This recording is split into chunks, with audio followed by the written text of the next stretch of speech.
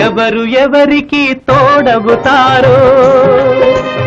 ఎప్పుడెందుకు విడిపోతారో మమతను కాదని వెళతారు మనసే చాలని ఉంటారు ఎవ్వరి పయనం ఎందాకో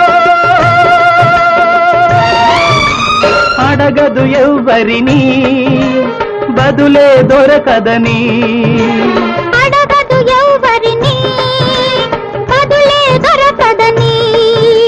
ఓ బాటసారి ఇది జీవిత రహదారి ఎంత దూరమో ఏది అంతమో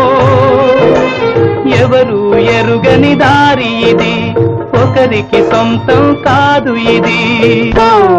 బాటసారి ఇది